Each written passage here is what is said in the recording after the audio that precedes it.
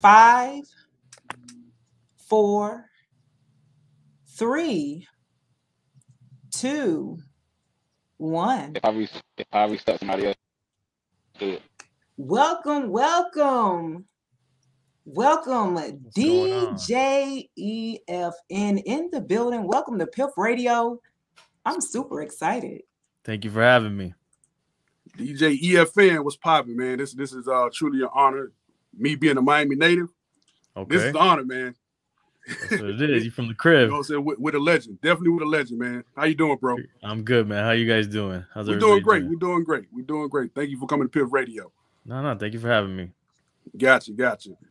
So, man, this is great. We got DJ EFN, co-host Drink Champs, Crazy Hood Productions, Crazy Hood Mixtapes. That's right. You know what I'm saying? So this is perfect. This is great, man. So let's kick it off real quick. Let's go ahead. So let's tell the audience, man, how did you get the name EFN?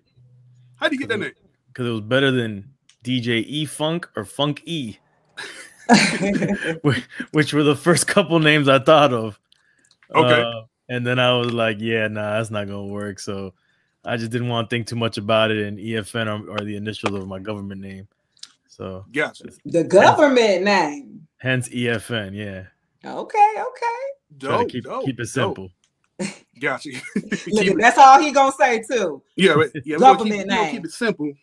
Yeah, just keep it simple. I don't want to go by DJ Funky. Let's not do that. That's what's up. What's up, baby? You got next question? Let's go. I love it. And so again, welcome to PIF Radio. We do have J Pitt in the building. We have Javi Ware in the building, the pilot, myself. Shay Speaks Life in the building, and we got, of course, a dope producer, Said Wines in the building, and we are PIF Radio. I just want to let you know I'm so excited about having you here on the platform. DJ EFN said that's his government name, but the next question we kind of want to know is, what was the most talented artist that you've interviewed? Because it's different, right? This is we're interviewing the interviewer, right? Right. Yeah. I mean, it's hard to say who's the most talented. I feel like everybody that comes to Drink Champ is talented. Everybody that comes, is they do what they do. They're in their own lane, and so I couldn't really pinpoint who's the most talented. It's that's like a bias or unbiased question. So I think everybody's got talent. Everybody that comes to the table and sits down. My main thing is I just want to have good conversations and we want to, celebrate the culture, celebrate the guests, and have fun doing it too. That's the main thing too. We want to have fun doing it. Gotcha. Fun is always good. Fun is always great. So that aspect. So how is it like working with Nori? The biggest, he's a big artist. We know about, his platinum album, Super Thug, all that. So for you, what is it like working with Nori and creating this platform, Drink Champs?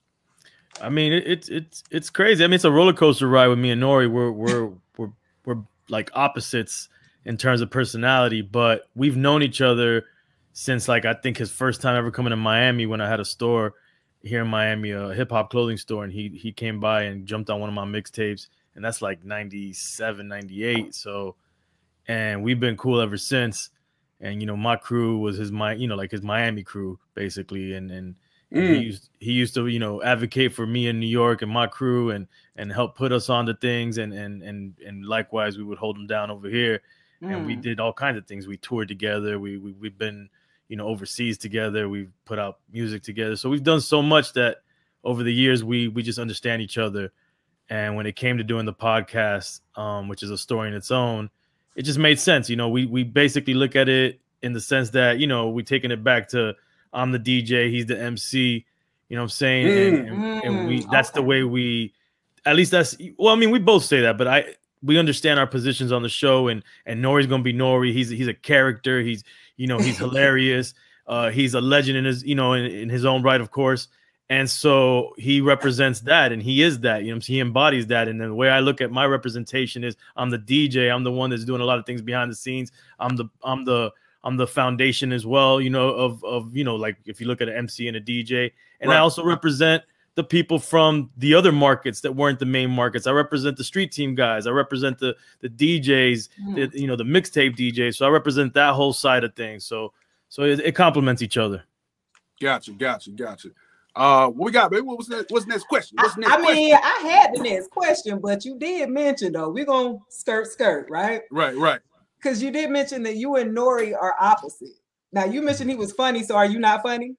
Oh no, I got my own humor, you know. Okay. I'm just saying he's a great personality, you know, whether it would have been Drink Champs or something else, he would have been in some form doing some kind of media.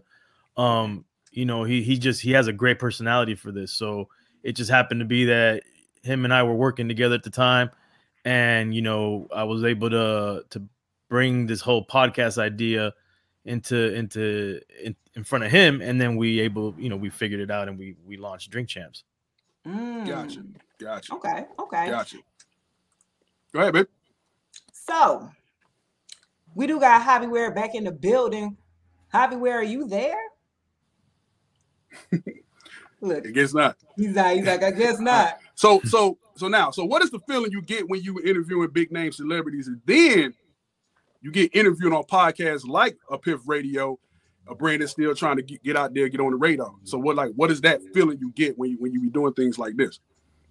I mean, to me, so like I came up as a mixtape DJ, and so linking with artists and trying to get them to do drops or freestyles or, you know, or work with me, that was a big deal, you know, and it was just on the strength, like, you know, I'm in the streets and I see them and I'm randomly rolling up on them. I'm like, yo, I need you to do this, boom, boom, boom. And when they did it, it was a blessing, you know what I'm saying? And it really helped my career as it kept moving forward, dealing with these artists and working with these artists that were lending themselves to do stuff. So I felt like that's what I want to do moving forward as well. Like I want to do the same thing that these artists that didn't really know me, you know, from a hole in the wall, but they knew I was a DJ on my grind, and they lended themselves to do stuff for me. I feel like I'm doing the same thing, but like doing interviews and talking to people, and it's getting, you know, it's mutually beneficial. Like I'm getting my story out, and you know, and you guys might be the next Drink Champ. So, you know, I got to make sure I stay locked in with, you know, you guys as well. Right. Now, you know what? That is going to segue to my next question. Now, seeing DJ, you out of New York, you seeing DJ Tony Touch, DJ Clue, all the dope mixtape, you know, I want to say they mixtape DJs because they did extend it to do other things, but seeing those DJs out of New York, what drove you to say, hey, you know what, I want to start my own mixtapes like Crazy Hood mixtapes and Crazy Hood Productions? Like, what was that passion that drove you to start that? I mean, I loved all those mixtapes. We would get all those mixtapes from New York and Miami, and we loved the music that was on them, but there was no representation in terms of like Miami, you know, the South and all that. And we just felt like, you know, in terms of me and my crew, how could we help build up our local scene and kind of get that pride for our scene, you know? And so the mixtapes was the lane that I decided to go on because, you know, we're listening to these mixtapes and they're shouting out Brooklyn, Bronx, and Queens and putting on underground artists from their area as they should. But, you know, that's kind of weird when, you know, in Miami, there's nothing that's, you know, representing Miami cities and different areas of Miami or putting underground artists from Miami on. And so that's really the passion that I have for that, was like, I'm going to rep the South. I'm going to rep Miami. I'm going to rep my specific part of Miami. And I wanted to kind of like build on that, and kind of like how the boroughs were like battling each other, like Queens was better than the Bronx. In a smaller way, I was like, I'm going to rep my specific area in Miami, which I'm from Kendall. And then the Kenton people outside of Kendall be like, man, fuck Kendall, man. Like, you know, in Hialeah or Cutler Ridge or Richmond Heights or, you know, Liberty City or Carroll City. And then, but, you know, friendly competition between the hip hop entities in all the areas to kind of build up our whole scene here. Right. See, I know about that. You know what I'm saying? Like, you know what I mean? Like, man, you know, me from being from Liberty City, you know what I'm saying? And seeing like the Sugar Hill DJs and legend private radio stations, you know what I'm saying? That Luke had started. So now, how much DJ Uncle Al have influenced you? Because I know you interviewed Uncle Al back in the day. You know what I'm saying? I did. How much he has influenced the Miami music scene at that particular time? Like, what did you see in DJ Uncle Al? You was like, yo, I think this that dude, man, coming out of Miami. First of all, he was a legend while he was alive. Obviously, rest in peace to him. Right. And you know, he's a legend, a Miami hip hop legend, and I think a legend in music to me personally.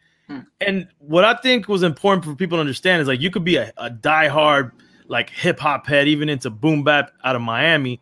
But if you're really from Miami and you don't really identify with Miami bass and bass music, then you're not really from Miami, in my opinion. Like you know that, you know, when we would go to parties or we would go to clubs, you know, there was a set of bass music, there was a set of reggae dancehall, and then there was the hip hop, you know, set. Right. And the bass and the reggae was what you was dancing with the ladies with, you know what I'm saying? So that was a part of our DNA. Luke, you know, Two Live Crew, Poison Clan, you know, you mentioned the ghetto style DJs, which is Luke's DJ crew, Sugar Hill DJs. So all of that was a part of it. And then I got the chance to go to a battle between, I think it was Sugar Hill DJs against, might have been Jam Pony Express. I'm not 100% sure who they were battling. And it was a different kind of DJ battle than what we think of when we think of DJ battles with all the cuts. Right. They was battling in, you know, the Miami style, their style, which was, you know, they speed up the records and they kind of rhyme on them. They cut them off and then they say stuff. Yo, if you tell me that's not skills, I don't know what you're talking about, because the skill level that they had to do that, I just had a whole newfound respect for them. And yeah, we got, you know, I tried to launch a magazine in like 97, 98 called Trife Life magazine. And we had the opportunity to interview Uncle Al and the Sugar Hill DJs. And actually we would do a lot of parties where they would be spinning at as well, and I would spin too. I think it was a Goody Mob show, maybe at Studio 183rd. That was Carol City. Yeah. We used to go there all the time. They used to do a lot of hip hop events there. So yeah, man, he's a legend, man. He means a lot to the city. Yeah, he do, man. So now this question was asked by artists in Miami, you know, saying shout out to Yoda. How can the artist repair the artist and DJ relationship? Like, how can we get back to like the Eric B and Rakim and the DJ Premier and Guru? You know what I'm saying? Like, how can that relationship can repair each other? You know what I'm saying? Because now it's kind of lost. So your perspective, how can we, like, what's that thing that we can do that artists and DJs can really get back on the same page? I don't think we're ever going to go back to that era, because I think it has to do a lot also with the technology of that time frame as well, where like the MC needed the DJ to basically produce his live show, you know, live, you know, as it was happening. You needed that DJ behind the scenes. And so it just became a part of all performances. And then, the DJ is the one that started it all, first and foremost. But I'm saying once you got to that point where you had the Eric B and Rakims and the Gangstars and all that, the DJ's position was important and equal to the MC, but they were needed because they did the live show. They usually did a lot of the production and all that. But as time went on, and you have producers that are just producers, and then you have the technology where you don't really necessarily need the DJ, or you don't need a skilled DJ. You got someone on a laptop to just run some of your records, if that. I just don't think we're ever going to go back to that. And I think the generation that grew up without seeing that dynamic of the DJ and the MC being like one unit. Yeah.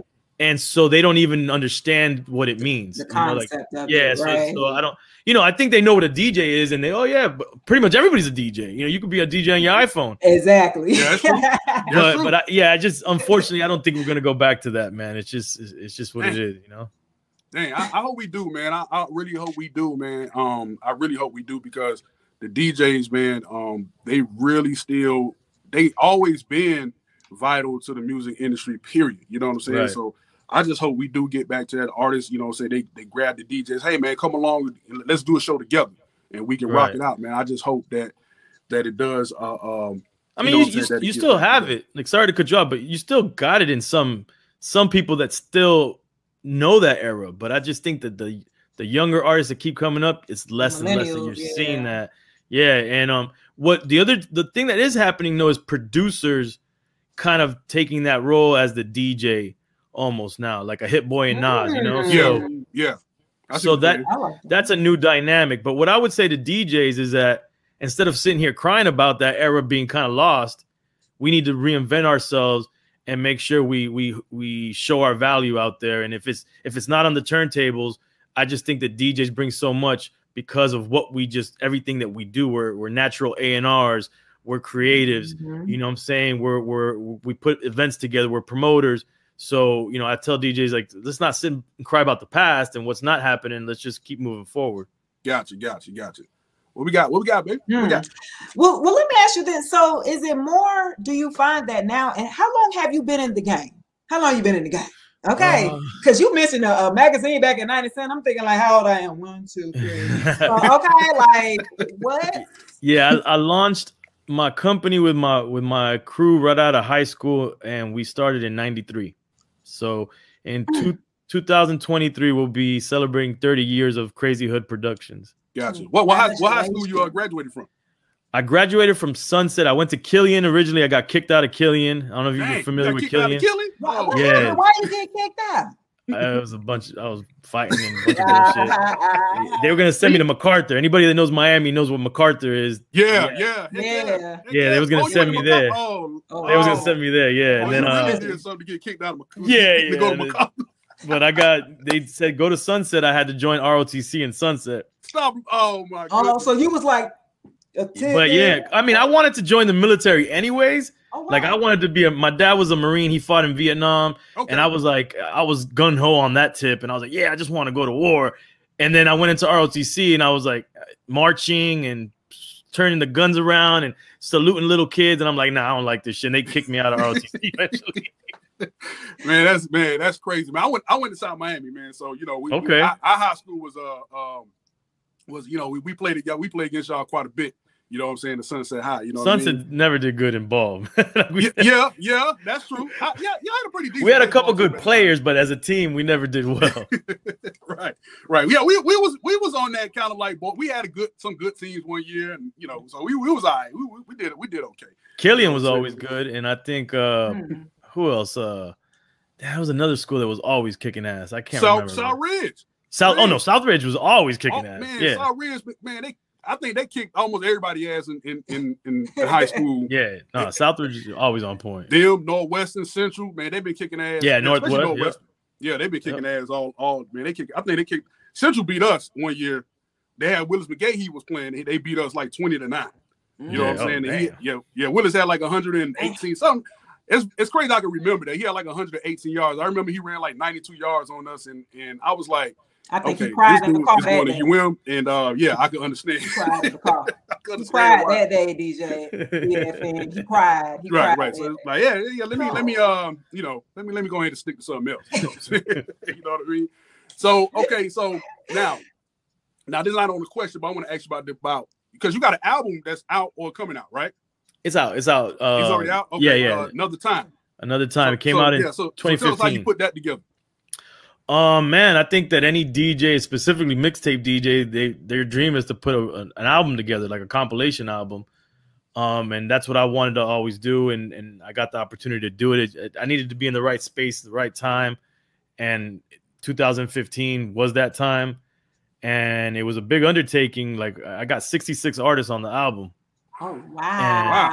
And I wanted the album to properly, like I didn't want to put something out if it wasn't going to be right, and it had to represent me in every single way, represent my crew, represent the city. And so yeah, man, I put it together. It took me about a year to do it. Okay. And we released it independently, and that's why I still promote it to this day, because we did everything independently, and it got a lot of good reviews when it came out, and within the underground hip hop, blogs and stuff like that in that scene. But I'm still promoting it to this day. Got it. So do you got another album in the works now, or is just I want to, but it's just I don't got the time for it, man. Like to me, it's I got to put attention to it, even though I'm not physically rhyming and doing much production. It's more of like me, curating the whole project and picking all the production, and I'll work on the production kind of on some puffy shit, but I'm back there like which is real production is Quincy Jones shit. You know what I'm saying? Like, right. But I just put so much into it, and I really handpick who's on it, and it just takes a lot out of you that I have to have the time, and it have to be the right time. And right now I'm a father of 2 young kids, which that takes most of my time and my energy right now. Oh, okay. Yeah. I mean, man, look, I got 6 kids, so I know. Woo! Damn, okay. I got 2 homies with 5 kids each, and you beat them. You wild, man. You wild, man. I got 6 kids, and then I got 3 step kids. You know what I'm saying? So yeah. So you talking about, man? Woo! kids. You know what I mean? So my youngest is 7, my oldest was. His old, yeah. He 6 kids. That's a lot of kids, right? Got a phone call. That's a lot. Yeah, I'm back. Got a phone call. But yeah, you know what I'm saying. So yeah, it does take a lot out of you, especially when you're trying to chase your dream and doing some other things around. So it definitely does. Tough. I definitely know. Yeah, exactly. And actually, can't hear you, baby. Really good. I hear. You can hear me? We can't hear you. You can't hear me? Cut your mic back on. I hear you though. You hear me? Okay. You can't hear me. That might be me. Yeah. Okay, so you can hear me fine, right? DJ, EFN. Okay, perfect. So actually that brings me to a question, right? Because I'm really big in astrology and things like that. So what is your zodiac sign? I'm a Gemini. And most importantly, I'm a May Gemini. That's important. I always say that. I ain't a June Gemini, I'm a May Gemini. Look, so what that mean? What does that mean? I think that you know how people have Geminis get a bad rap, and I think it's all having to do with June Geminis. They're the ones that embody all the negative stereotypes of Geminis. Oh, they the twins. So, think about it. It's Tupac is June and Biggie is May. Facts. Tupac was a wild boy, and Biggie was the one that was a little bit more, chilled. So he was a little laid back. A little bit more laid back. I don't know now. I don't know about that one now. Y'all are crazy to me. Look, Geminis, let me tell you something about y'all. You guys are a master at, being able to, let me get set back in. Being able to multitask, right? You guys can carry on a lot of different projects at a time like nothing, right? And for the rest of us, we be looking like, how the hell you can do all this? This is what you master, right? You can have a lot going on and still be able to manage. Somehow, and it could be the twins. I don't know which one we can get from day to day. You see, that's June Gemini. We not that May Gemini. We don't do none of that, man. We don't do none of that. No, I don't know about that. I didn't dated that's Tupac. I'm Biggie. I've dated a May Gemini now. Pac was the May Gemini though, right? Nah, Pac was the June Gemini, and Big was the May Gemini. That's crazy because Pac did like 16 things. That's true. And he switched, he was Digital Underground Tupac and then he was Death Row Tupac. That's true. Biggie was pretty consistent across the board. So yeah, so we definitely got both Tupacs. Right. In one era. You know what I mean? You know what I'm saying? So yeah, man. So damn, that's great. Say what, baby? Gemini you're great at what you do. You have a passion and a drive for it. It's just something that you do naturally. You know what I mean? Because Geminis, they love to talk. Right, they love to talk. They're very social. They'll listen and things like that. Very attentive, very detail oriented. And you tag teaming with Noreaga. Do you know what sign? He's a Virgo. Virgo. Oh my gosh, that's all I'm gonna do. I'm gonna do like this. Okay, damn them Virgos. Shout out to Nori though, but damn them Virgos. Them Virgos are crazy. They're crazy. They just get on your nerve. They mouthpiece. You just be like want to bow. So right. That's why Nori's a dope artist. That's exactly. Okay, Nori, what's up, dog? We come on, dog. We need you on the show, dog. You need to vouch for them Virgos because I'm like over y'all, okay? So I like Geminis though. But Geminis run the industry. A lot of Geminis in the industry. A lot of Geminis run the industry, man. You guys run the industry. I just know notably Kanye's a Gemini. I bet you he's a June Gemini though. I don't know. Yeah, I think he's quite for sure, but I can almost guarantee he's a June Gemini. Is he a June Gemini? Let me look. I think I'm pretty. Andre 3000, I think, is a Gemini as well. Because you know who else? A Gemini. One of them is a Gemini. I'm pretty sure it's Andre. Andre 3000 is a Gemini. Yeah. And I'm gonna say he's a May Gemini. I think he is a May Gemini. Yeah, because he's laid back, right? It's just a little bit more laid back. Yeah. Did you have Outkast on one of your mixtapes before? Oh yeah. No, when I did Pirate Radio, they came to promote AT Aliens, I believe. Okay. And they came to my show and did a whole interview with them, and they hung out, and then they performed at Studio 183rd, if I'm not wrong. And I got pictures with them, and I got some clips from that interview with them. Yeah, that's what's up. That's what's up, man. Outkast is definitely when I was looking up how many mixtapes you had brought out was like 40 something, 42, 43 or something in that around that number, and I saw that I said, wow, he had Outkast. that's big, man. Because a lot of people, well, what I've noticed and seen in the industry, and you know, a lot of people can't get outcasts to you know, it's hard to get them. You know what I'm saying? Yeah, It's hard to get them. for sure. You know, they're one of the legendary group. So just the fact that legendary. You did eventually, hey, I got outcasts on, you know, on one of my projects. That's big, man. That's definitely big. There's a lot of people don't, you know, for I understand, it's hard to do. Well, let me say this, because if we're talking about Andre 3000, right, being a Gemini, having to take a break from the game, right, having to detach, if you will. So let's bring it to we are in the Libra season, we're coming to the end, and we're getting ready to go into the Scorpio season, which is me, because my birthday next week. But anyway, bringing it back, during the Libra season, how do you find a balance between your family life? You mentioned you have 2 kids, a family life and work life, because your wife, you guys kind of do things together as well. So how do you find a balance in that? It's not easy. Not at all. I'm still trying to figure it out. It's definitely not easy. It clashes with family life, but my kids and my family are you know, the utmost importance. But when you're an entrepreneur and you kind of, you're self-employed, you know, it's hard.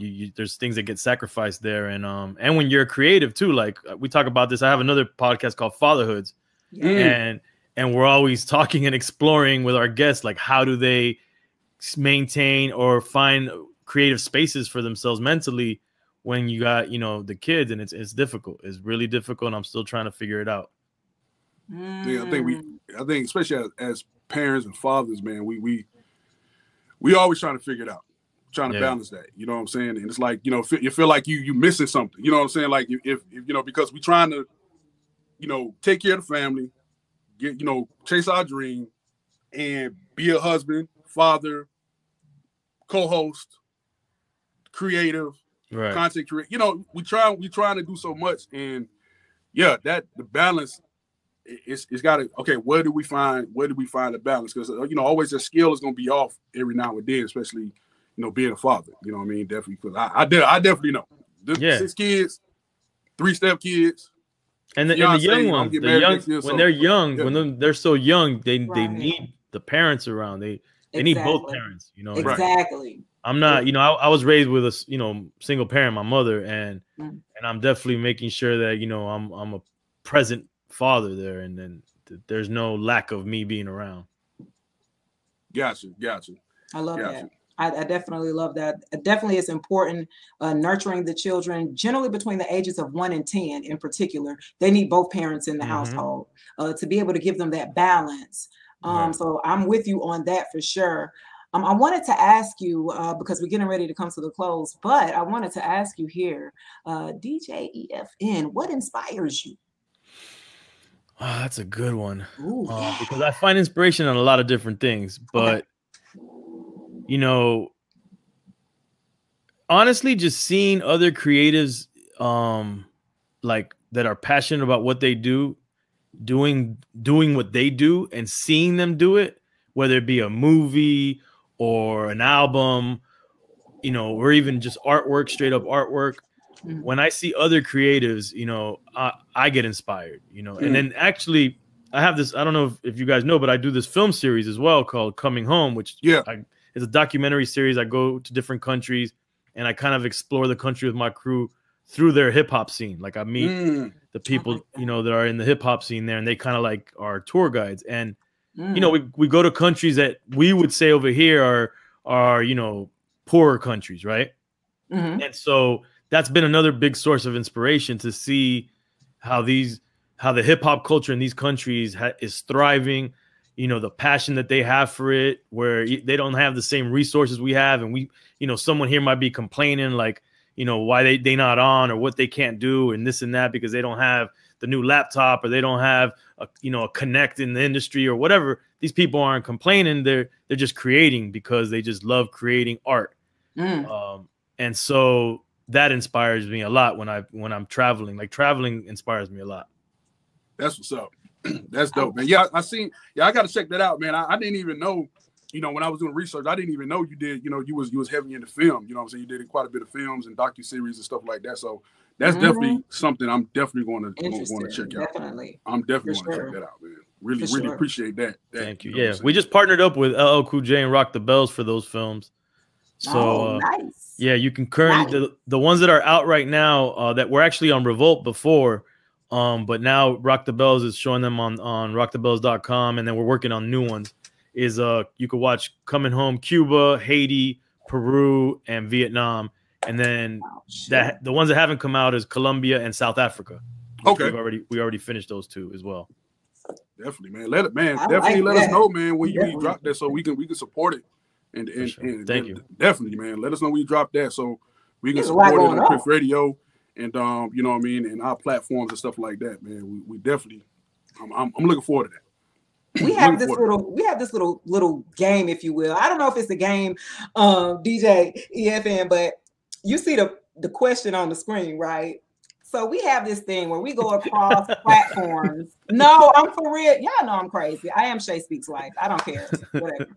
Look, we got this thing, right? So, you know, Javi Ware, you know, one of our co-hosts, he has this thing he hates. He despises. He uses the word, and hate is a strong word, right?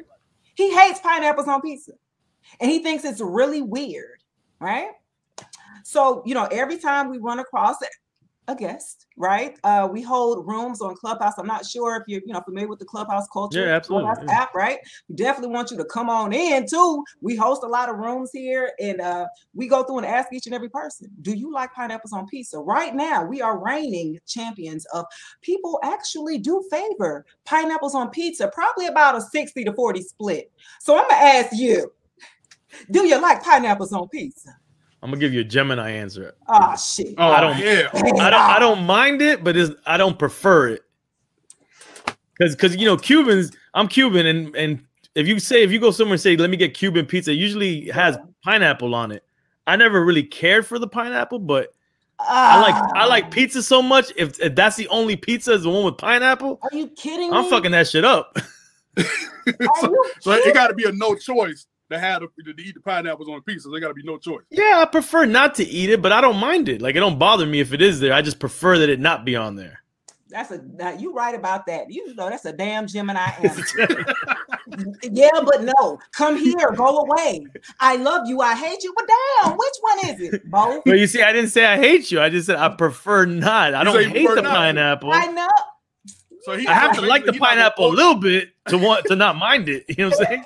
So you're not going to order the pizza. You're not going to order for yourself. But let's say if your wife order it, yes, right. I'm going to go ahead and eat it though. But I'm not going to order it for myself. Yeah, I mean, if I'm hungry and it's pizza and they got pineapple, I'm like, all right, whatever. I wouldn't have ordered that one, but fuck it, I'll eat it. You know? Gotcha. But if you order pizza with anchovies, I ain't fucking with that shit. What about olives? Oh, yeah, I fuck with olives. There you go. Boom. He like them olives. I don't do them olives. They alright. My girl hate olives. Yeah. What sign is your girl? What sign? She's a Gemini also. She's born the day before me, just 10 years earlier. Are you serious? Yeah. We're going to need you on another podcast. Myself and Said Wines, we have a Zodiac couple podcast. Amen. And so, yes, this is interesing. We found two Tauruses that are married. Wow. We've never had two Geminis.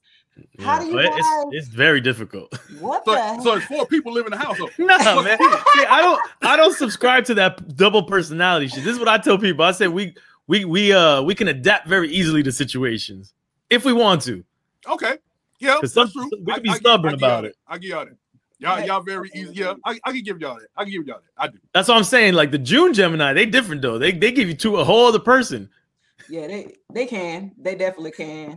They don't stalkers. I didn't have a few. Right. Okay, but anyway, we definitely appreciate you here coming on to Piff Radio, taking time out of your busy schedule to definitely come chop it up with us. We definitely have to have you back here on the platform here at Piff Radio. Where can the audience find you?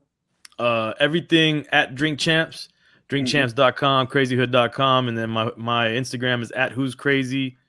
The crazy is the Gemini. And at DJ EFN on Twitter. Dope. Hey, shout out to you, you know what I'm saying, and Nori and your Drink Champs. I know y'all became like the top #1 podcast of the summer or something like that. What I was reading. Yeah, it fluctuates, but yeah. You know what I'm saying? Shout out to that. Man, y'all been #1 for a minute anyway. y'all been number one for a pretty long time. I like to tell people we're consistent and we're consistently at the top. But that that'll fluctuate up and down. But we're consistent, and that to me is the most important part. Right. Y'all definitely doing a great job, man. Thank you. You, Nori, y'all doing an absolute great job giving flowers to a lot of the hip hop legends. That's very, very important. What a lot of people didn't do and platforms didn't do at the time, and you guys came in and did that for a lot of the hip hop legends. So I really commend y'all for that, and seeing a lot of the legends, come on and speak and tell their stories in hip hop. That's great, man. Especially for a hip hop fan like me, that's great, man. I really appreciate y'all for doing that, man. Thank you, man. So much. Appreciate it. Thank y'all so much. Let me get my pineapples pizza off of here, because we ain't talking about no more pineapples on pizza here, okay? I'm tired of y'all. Why you do me like that, man? I thought we was cool. That's that Gemini-ism. That's that Gemini-ism. I want to do your wife, like, I'm asking next time, do you like pineapples on your pizza? She probably don't. No, I don't think she does, now that I think about it. She probably think it's some Cuban shit. She's like, she's not Cuban. So she'd be like, that's some Cuban shit. Oh wow! She goes, that's some Cuban. You didn't say that. Give her the Cuban coffee, dog. You give her the coffee in a little cup. You know what I'm saying? She'll drink the coffee. I love that coffee. I love it. It's give me right up. I'll be like, I'll be ready for the day. Okay. That's that liquid cocaina. Yeah. Heck yeah. You can't serve in a little cup like this. Yeah, man. You can't drink a whole. No, you can't drink a regular cup of that. Stay away from that. Before we get out of here, though, DJ EFN, can you give us the drop for Pimp Radio before we get out of here, man? You ready? Yes, sir. We are ready. What up is DJ EFN, one half of the Drink Champs Crazy Hood Productions, and right now you're locked in Piff Radio. Keep it locked. Wow. Thank you. Thank you. Definitely appreciate it. We got Jay Pitt, owner and creator of Piff Radio, in the building. Peace. Hey, EFN, man, I appreciate you for pulling up to the show. Nah, I know we had a lot of reschedules, but we got it knocked out. We got it done. Yeah, I appreciate that. I appreciate you guys. Thank you very much. About to run and do Fatherhood podcast now. Cool. Yeah, man. We're definitely gonna check that out. As a father, I'm definitely gonna check that out, man. We gotta have you on. You got 6 kids, and what did you say? You got like 3 extra ones? Like 3. And Shay, my fiance. So I got 3. We're together. Kids, 6 kids. That's 9 kids. That's 9 kids. You wild for that. You wild for that. Miami. That's in Miami. I'm gonna have to bring you with my homies. They got 5 each, so they 10, just 2 people, 10 kids right there. Man, well, shoot, that goes 9. So 16 right there. That's 16 right there. You know what I'm saying? y'all need to form some kind of a team together. Just y'all 3. Well, you know what I was gonna do, man. I was going, since I'm doing the music myself, I'm a producer myself. So I was like, oh no, I'm gonna go ahead and Joe Jackson my kids, man. You go ahead, 9, get them together. Yeah, heck yeah, 9. Get that stuff right. One of them's gonna be Michael Jackson, right? Yeah. So somebody Michael Jackson in this crew. Somebody gotta be. The law average is gonna kick in with 9. Definitely appreciate it. All right, yeah, I gotta get going, guys. Appreciate it, man. All right, man. Thank you, man. We'll do it again for sure. Thank you. Have a good one. All right. Peace.